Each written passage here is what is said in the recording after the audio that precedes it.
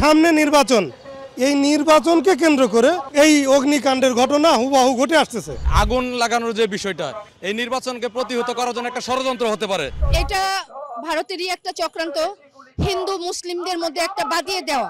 হঠাৎ করে দেশের গুরুত্বপূর্ণ জায়গায় লাগছে আগুন, বেড়েছে খুন এবং ধর্ষণের মতো ঘটনা। নির্বাচনের আগে এসব ঘটনাকে কিভাবে দেখছে সাধারণ মানুষ, জানতে চাই তাদের কথা।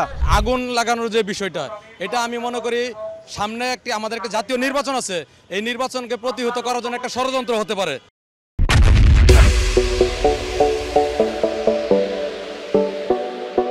বর্তমান অন্তর্বর্তীকালীন সরকারের উপদেষ্টা ডক্টর মোহাম্মদ ইউনূস সহ যে সকল উপদেষ্টারা দায়িত্বরত আছেন এবং কি আইন বিভাগে যারা আছেন, ওই বিভাগটাকে খতিয়ে এবং কি ভালোভাবে এটাকে খতিয়ে দেখতে হবে এটা কোনো ষড়যন্ত্র কিনা।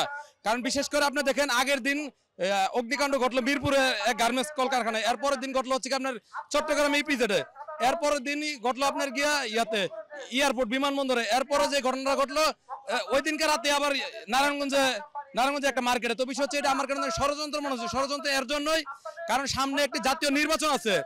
এইখানে হয়তো স্বৈরাচার ফ্যাসিস্ট খুনি হাসিনার আমলে আওয়ামী লীগ যে সরকার গঠিত ছিল 14 দলীয় সরকার, তারা মনে করেন যে দীর্ঘ 17 বছর তারা ক্ষমতায় ছিল, হয়তোবা তারা চলে গেছে, কিন্তু তাদের যে একটা সিন্ডিকেট, এই সিন্ডিকেটটা কিন্তু বাংলাদেশে রয়ে গেছে। যে কালিয়াকড়ি যে মেয়েটার কথা, একটা 8-9 বছরের মেয়ে, একটা মুসলিম মেয়ে, তাকে একটা হিন্দু ছেলে ধর্ষণ করেছে, এটার বিচার হয়নি, মিডিয়াতে সেরকম ভাবে আসেনি। সে কি বিচার পাবে? আমাদের সরকার কি করবে? সরকারও এটা কোনো খোলাখুলি করেনি।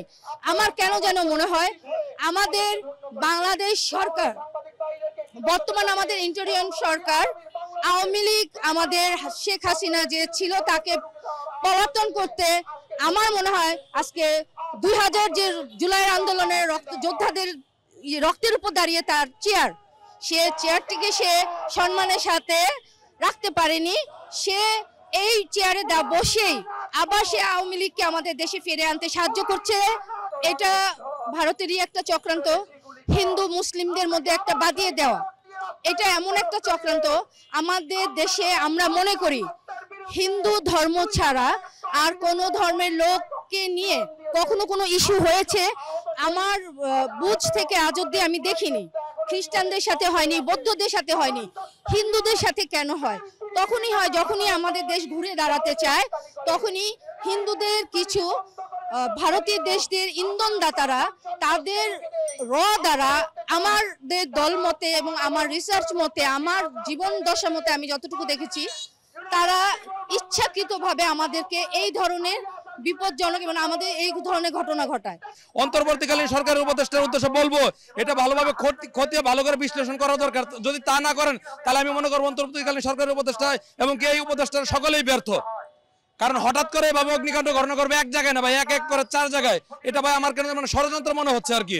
আর খুন খারাপের যে বিষয়টা, আপনি একটা জিনিস লক্ষ্য করে দেখবেন যে এই জুলাই আগস্টের আন্দোলনের 5 তারিখের পরও যখন কিনা আপনার শেখ হাসিনা পালিয়ে যাওয়ার পরে মাঝখানে বাংলাদেশ এমন এক পরিস্থিতিতে পড়েছিল, মানে বিভিন্ন জায়গায়, মানে সেটা হয়তো বা আপনার 2000 সাল কিংবা 90-96 পরে আমরা দেখতাম যে মানে ডাকাতি ওপেনও চলতো, এরকম একটা অবস্থা চলে আসছিল। কিন্তু এটাকে কিছুটা নিয়ন্ত্রণে নিয়ে আসছিল এই অন্তর্বর্তীকালীন সরকার। কিন্তু এখন যদি এই নিয়ন্ত্রণ যদি ধরে রাখতে না পারে তাহলে তারা হয়তো বা ব্যর্থ।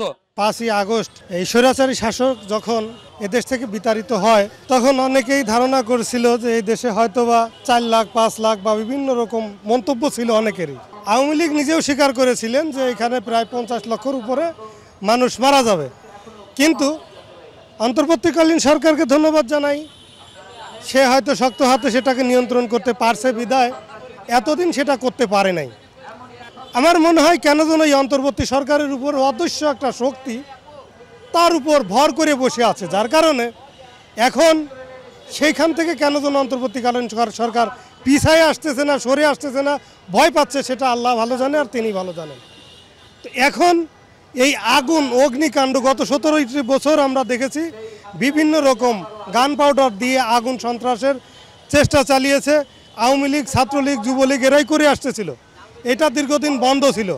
এখন সামনে নির্বাচন, এই নির্বাচনকে কেন্দ্র করে বর্তমান দেখা যাচ্ছে যে এই অগ্নিকাণ্ডের ঘটনা হুবহু ঘটে আসতেছে।